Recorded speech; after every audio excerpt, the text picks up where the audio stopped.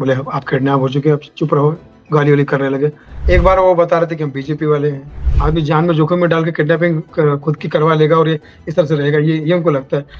नमस्कार, मेरा नाम है साक्षी भारद्वाज और आप देख रहे हैं लोकमत हिंदी। कुछ दिनों पहले एक खबर आई हमारे प्रिय कॉमेडियन सुनील पाल को लेकर के कि वो गायब हो गए हैं और उसके बाद उनकी वाइफ ने एक एफआईआर दर्ज कराई।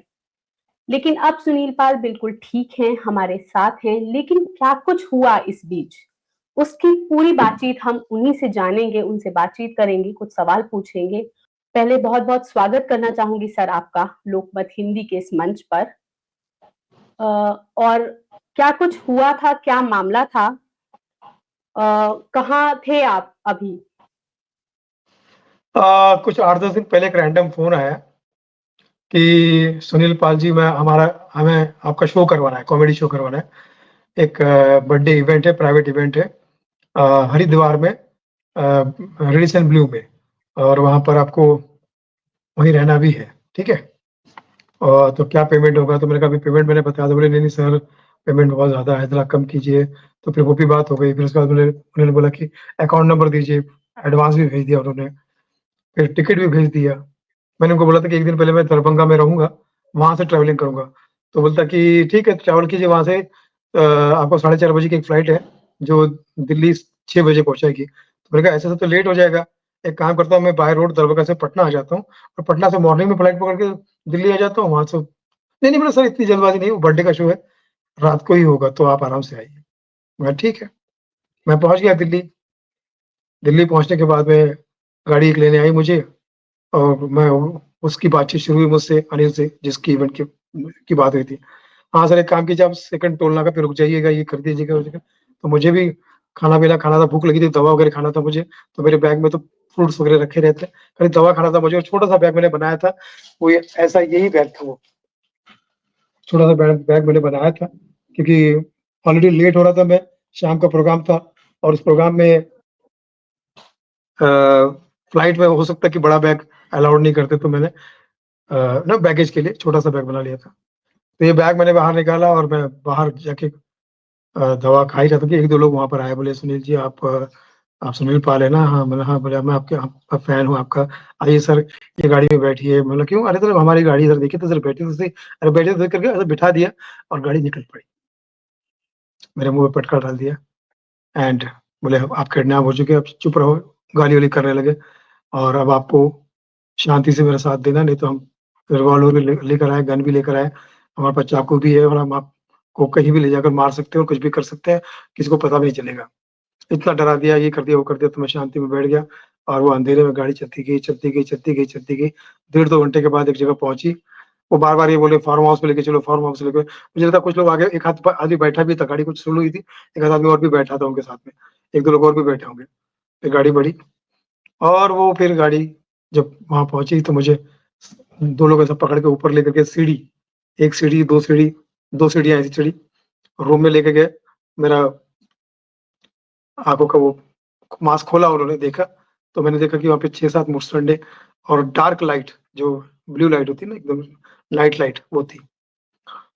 और सब लोग गिर चिल्ला रहे हैं, धमकियां दे रहे हैं, कुछ कर रहे हैं, तुम्हारी तेरी तो बेटा, अब तुझे तो सुपारी, तेरी तो सुपारी मिल गई है, तो खत्म हो गया, तो ये ऐसा वैसा ये वो, हम तो गंगा जी में बहा देंगे, हम ना ये कर देंगे, हम तुम्हारे टुकड़े टुकड़े कर देंगे, फला कर देंगे, नदी में छोड़ देंगे, जहर का इंजेक्शन दे देंगे, जमीन में गाड़ देंगे, पता नहीं क्या क्या बकवास किए जा रहे थे। और मुझे डरा, मतलब मैं और डरता था, डरता डरता। मतलब जब आधा पौना घंटा हो गया, मेरी सांस ऊपर नीचे होने लगी, तो वो शांत हुए। उसके बाद फिर वो, मैंने बोला भाई, मैंने आपका क्या बिगाड़ा? आप चाहते क्या हो? तो नहीं, कहते हम बीजेपी के लोग हैं, बीजेपी के लोग हैं, हमने सुना तुम बीजेपी के बारे में गलत बोलते हो। मैंने कहा भाई, अब तुम्हारी सुपारी मिली। और मन में सोच रहा हूँ ये बीजेपी की क्या, अपने चाचा की भी नहीं है, किसी की भी नहीं सगी, ठीक है, ये तो बहाना कर रहे हैं। एनीवेज, तो मैंने कहा कुछ क्या चाहते, क्या बोले, तुम बताओ क्या, तुम क्या कर सकते हो अपने लिए? तो मैंने कहा बताइए, कुछ आपको पैसे से चाहिए क्या? कितना देगा पैसा? तो मैंने कहा भाई आप बताइए। तो बोले हमको 20 लाख रुपए चाहिए, फोन कर, ये कर, वो कर, ला मांगा। मैंने कहा भाई, अच्छा, मेरा फोन उन्होंने छीन लिया था, ठीक है, सारा उनके पास में एक्सेस था, पासवर्ड वगैरह सब था। और फिर बोले काम कर, अभी आराम कर, अभी खाना खा, सुबह बात करते हैं तुझसे, ठीक है, ओके। अब सुबह फिर आए और उन्होंने कहा अभी कैसे पैसे दोगे? चले एक काम कर 10 लाख नहीं में 20 लाख नहीं में 10 लाख ही चाहिए। मैं कहा ठीक है। तो बोले एक काम करो कैसे मंगाओगे? एटीएम कार्ड दो। बोला मैं एटीएम कार्ड कोई भी इस्तेमाल नहीं करता मैं। अच्छा, तो कैसे मंगाओगे? मैंने कहा मेरे तुम्हारी पत्नी को फ़ोन करो। मैं बोला भाई साहब किसी को फ़ोन मत कीजिए घर वालों को, वो बहुत डिस्टर्ब हो जाएँगे, परेशान हो जाएँगे और उस परेशानी के चक्कर में वो बहुत एक्शन लेंगे तो फिर आपके लिए और मेरे लिए दोनों के लिए अच्छा नहीं होगा। तो बोले फिर क्या करें? तो मैंने कहा मेरे बाहर कुछ 2-4-5 दोस्त हैं, बोले बॉम्बे में, दिल्ली में मिले नहीं, बॉम्बे में है। मैं उनको रिक्वेस्ट करता हूँ कि प्लीज़ आप हेल्प करें, कुछ करें। क्या आपकी पर्सनैलिटी को लेकर के या कोई ऐसी बात तो नहीं थी, जैसे आपने बीजेपी वाली बात रखी, क्या आपको खुद फ़ील हुआ कि ऐसा कुछ है? क्या कोई वो ऐसा बता रहे थे थ्रेट, कि वो कोई बता ऐसी रहे थे कि बात? हम बीजेपी वाले हैं। एक बार वो बता रहे थे कि हम बीजेपी वाले हैं। एक बार-बार बता रहे थे कि बीजेपी कार्यालय जहाँ तुम हो। एक बार बता रहे कि मैं वैष्णवी की टीम से हूँ। एक बार फिर वो कुछ और भी बता रहे। वो झूठे थे। वो कुछ नहीं थे, वो किसी किसी के सगे नहीं थे। लड़की की होगी। उस टाइम में 15-20 दिन में मेरे से पता कर लिया होगा उन्होंने कि ये वीडियो बनाता है, फलाँ करता है, ये करता है। एक रैंडम कुछ चीज़ें पकड़ी उसने। वो बोल क्या होता है कि एक रैंडम चीज़ें बोलो, वो दिमाग में डाल देते कि तुम इस वजह से आए हो। ये भी बोलो कि तुम्हारी किसी ने सुपारी दी थी, ये भी बोल रहे हैं। कैस उसकी बात पे कोई अ, भरोसा नहीं किया जाता ना। जिन लोगों ने इस बात को बोला कि ये फेक है या स्टंट है, उनको आप क्या कहना चाहेंगे? मैं उनको कहता हूँ कि भगवान कभी उनके साथ ये ना करे। किसी दिन होगा तो पता चलेगा ज़िंदगी और मौत क्या होती है। और ये बकवासें जो कर रहे हो ना आप, ये पता चलेगा किसी और के लिए बकवास करना आसान है, जब जिस पे गुज़रती ना वो पता चलेगा।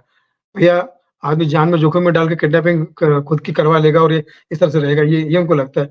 जैसे मतलब ये आप अपने आप को क्या मतलब इतने इतने ज़्यादा महात्मा समझ रहे हो कि किसी का दर्द ही आपको समझ में नहीं आ रहा है? कई सारे सवाल उठते हैं। पहली जी। चीज़ ये कि क्या आप इन लोगों से कॉन्टैक्ट में कैसे आए? मतलब ये रैंडम इवेंट आपको मिला कैसे? रैंडम एक कॉल देखिए हम लोग को ज़्यादातर एक रैंडम कोई ऐसा एक परिचय के लोग भी आते हैं, कभी नोन भी होते हैं, कहीं अननोन भी आते हैं।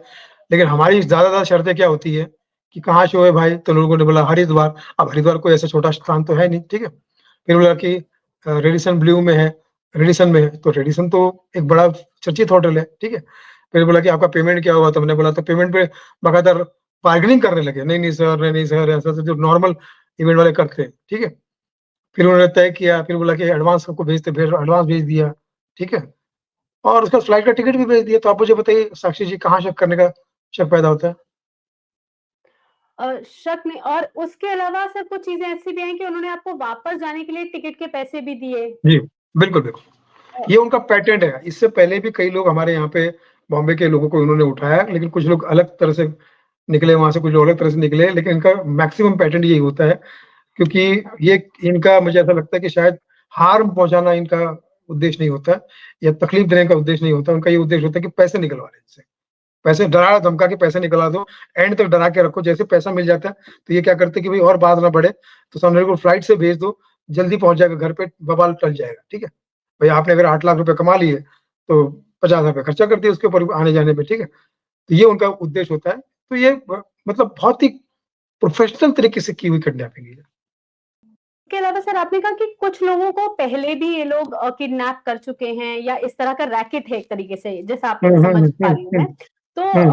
आपको ये कैसे पता चला कि ये रैकेट है, या आपने पहले किसी से क्या कोई स्टार या कोई कॉमेडियन ऐसा, जो पहले कोई नहीं, सेलिब्रिटी जिनसे जब आपने मैं इस बॉम्बे रैकेट के बारे में जब सुना मैं हो, या बॉम्बे जब मैं बॉम्बे जब मैं बॉम्बे आया और ये बात धीरे-धीरे आग की तरह फैली मीडिया के थ्रू, पुलिस के थ्रू क्योंकि वाइफ ने पुलिस कंप्लेंट भी कर दी दोपहर तक 5-6 बजे तक, ठीक है? ओके। जब नहीं आया मैं और उनको शक हो गया कि पैसे क्यों मंगवा रहे हैं, कैसे कर रहे हैं, ठीक है? तब ये दोस्तों के कुछ फ़ोन आए, मुश्ताक खान जो एक्टर जो आपने देखा होगा, मुश्ताक खान एक्टर जानते हैं ना? हाँ जी, मुश्ताक हाँ खान जी, हाँ साहब। जी। उन्होंने हुँ, मुझे हुँ। फ़ोन किया, उनके साथ भी ये पैटर्न हो चुका है, बट वो वहाँ से जान बचा के भाग गए, सुबह 5 बजे और वो उनका एक तरीके से वो भागे, नहीं तो उनको तो 1 करोड़ रुपए माँगा था इन लोगों ने, और हाँ, समझे आप? दूसरा सवाल मेरा यही है आपसे कि क्या और कोई डिमांड्स उनकी नहीं थी?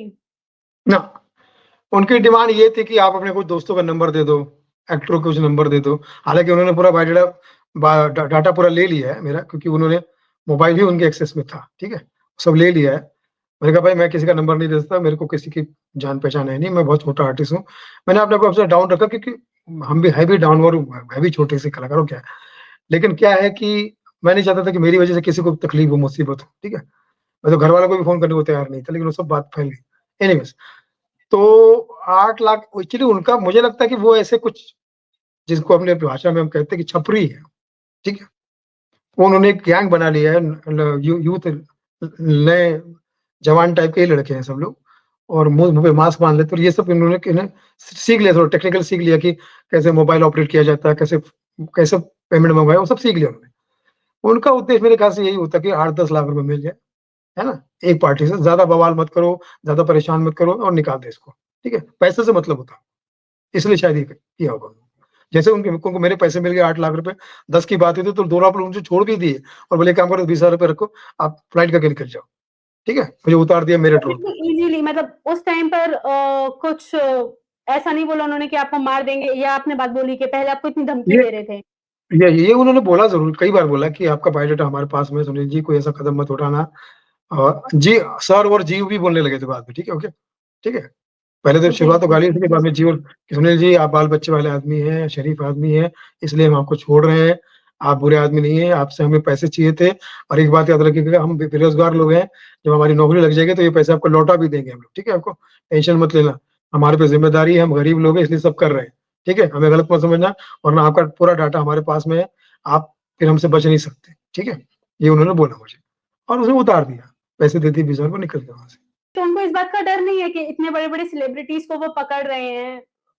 देखिए, 2 बातें जो तो मुझे मुझे अभी तक मेरे ज़हन में है, वो ये है दिल में, कि एक तो जब उन्होंने वो किडनैप करके रखा ना, तो मुझे सचमुच लगा कि ये कहीं कोई मेरे साथ दुर्घटना करने वाले हैं। ऐसा उन्होंने माहौल बना रखा था। कम से कम अगर मैं 24 घंटे उनके साथ में रहा, तो 12 घंटे तो उन्होंने मेरे साथ में यही व्यवहार रखा। इसमें आदमी डर जाता है। उनका उनका मेन पॉइंट क्या होता है, ट्रिगर पॉइंट, कि सिर्फ डरा के रखो। डरेगा तो ये पैसे निकालेगा। मुझे समझ में नहीं आता कि ये ऐसा रिस्क क्यों लेते हैं, क्योंकि इवन पेमेंट भी ट्रांसफर होता है, तो आज के ज़माने में वो भी पकड़ा जाता है, ठीक है? हर चीज़ें पकड़ी जाती है। मैं सेलिब्रिटी हूँ या आम आदमी, उससे फ़र्क नहीं पड़ता, लेकिन ये ट्रांज़ैक्शन, ये वो, ये तो कितना खतरनाक काम है, ठीक है? गैर कानूनी तरीके से, ठीक है? आप सेलिब्रिटी की बात, इससे पहले मुश्ताक खान जो है वो क्या मुझसे कम, मुझसे बहुत बड़ा सेलिब्रिटी है वो। उसके पहले राजेश पुरी जी को फ़ोन किया था उन्होंने, लेकिन राजेश पुरी जी ने रास्ते में ये भाँप लिया था कि ये होने वाला है, तो उन्होंने बड़े-बड़े 2-3 लोगों को फ़ोन लगा दिया, मिनिस्टर लोगों को, ये तो उनका किडनैपिंग टल गया, उनको साइड में गाड़ी में रुकवा दिए और वहाँ से निकल गए थे वो, ठीक है? लेकिन मुश्ताक खान को वहाँ लेकर के मुश्ताक भाई अपनी जान बचा के निकले वहाँ से। मैं ये हिम्मत नहीं कर सका, क्योंकि वो ऐसा माहौल बना देते हैं, समझो हाथ-पाँव तोड़ देंगे तो क्या कर लेगा? ऐसा एक माहौल बना देते हैं ना कि आदमी भागने की कोशिश नहीं करता। सोचता है यार फिर तो जीवन ही अधूरा हो जाएगा। रैंडमली कॉल आ गया, मैं चला गया और कुछ नहीं किया, तो उनको तो लगा कि बकरा अब तो खुद ही कटने आ गया ना। जी, जी, बिल्कुल सही बात है। और बाकी डर का मामला तो मैं तो खुद ही हैरान हूँ कि क्यों नहीं डरते वो लोग? इससे क्या हो, उनको क्या पकड़े नहीं जाएँगे? आराम से पकड़े जाएँगे किसी दिन, और क्या होगा उनके माँ-बाप का, उनके बाल-बच्चों का, और किसी चीज़ का। मैं तो मूर्खों में आपने गिनता हूँ उनको कि उनकी डिटेल्स वगैरह ऑलरेडी पुलिस को दे जो दी मेरे हैं? नहीं, उन्होंने क्या जैसे किया था, साक्षी की जब फ़ोन मेरे पास में था ना, उनके पास था ना मेरा, तो वो क्या करते थे, सिर्फ़ बात मुझसे करवाते थे, पैसा खुद कहाँ मँगवाते थे, किसको भेजते थे, और बाद में उन्होंने इवन मोबाइल मेरे हाथ में उनके हाथ में आते ही मेरा डीपी चेंज कर दिया उन्होंने, ताकि लोगों को ये ना लगे किसका फ़ोन है, ठीक है, ओके? और सारी इन्फॉर्मेशन उन्होंने अपने पास की डिलीट कर दी, और मुझे लगता है डाटा अगर उनके पास में था, तो मेरे भी बहुत सारे नंबर उन्होंने ले लिए होंगे। फैमिली को उन्होंने बोला कि आपकी फैमिली का पूरा नंबर, बच्चों का, बीवी का, माँ का, सबका नंबर मेरे पास में है। वो कहाँ पढ़ते हैं, कहाँ जाते हैं, सब पता है हमको। तो और आपका पूरा A to Z पूरी दुनिया ही हमने अपने आपके पास से ले ली है, ठीक है? तो कोई ऐसा कदम मत तो क्या उठाना, आपके लिए फैमिली बहुत को बड़ा भी कोई थ्रेट। थ्रेट है सर? थ्रेट अब हो फैमिली सकता को है भी ना आगे कोई चल के। थ्रेट अभी? थ्रेट अभी तो नहीं है, अभी अभी तो फिलहाल तो नहीं है। हाँ जी। आप क्या एक्शन ले रहे हैं अभी इसके खिलाफ? पुलिस पुलिस में को एफआईआर आपने की। इन्फॉर्म कर दिया है ऑलरेडी? मैं जैसे ही यहाँ बॉम्बे पहुँचा तो पुलिस वाले मुझे मिलने आए घर पे, क्योंकि केस दोपहर तक तो, शाम तक तो रजिस्टर्ड हो चुका था ना। मिलने आए, फिर मुझे जी, बहुत सांत्वना दी, सांतापुर पुलिस स्टेशन वालों ने, थैंक्स टू पुलिस। फिर उसके बाद में पुलिस स्टेशन लेकर गए, वहाँ भी बहुत सारा बयान लिया। दूसरे दिन भी, क्योंकि मेरी हालत इतनी खराब थी कि ना मैं किसी को, अभी भी कभी-कभी याद आता तो सिहरन पैदा हो जाती है। फिर वो पुलिस वालों ने मुझे सपोर्ट किया और धीरे-धीरे एक-एक चीज़ मुझसे पूछते रहे, और इस तरह से एफआईआर रजिस्टर्ड हुई है।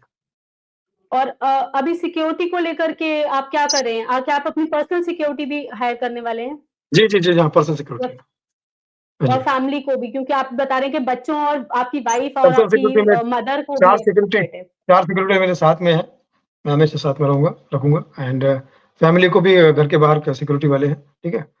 और क्या वो किया है। और एक और चीज़ सुनील जी, जब किडनैपिंग के बाद आपका एक वीडियो सामने आया, जो चाहने वाले आपकी हेल्थ को लेकर के बहुत कंसर्न नज़र आए। उसमें जो वो वीडियो था पहला वाला, अ, उसमें आपका जो चेहरा है या अभी भी जब मैं आपसे बात कर रही हूँ, तो जिस सुनील पाल को हम जानते हैं, जिनसे हम देख कर के उन्हें बहुत हँसते हैं, उनके कॉमेडी शोज़ देख कर के हमारी ज़िंदगी में हँसी लेकर आते हैं। तो क्या कुछ हेल्थ को लेकर के अभी आपका अपडेट है?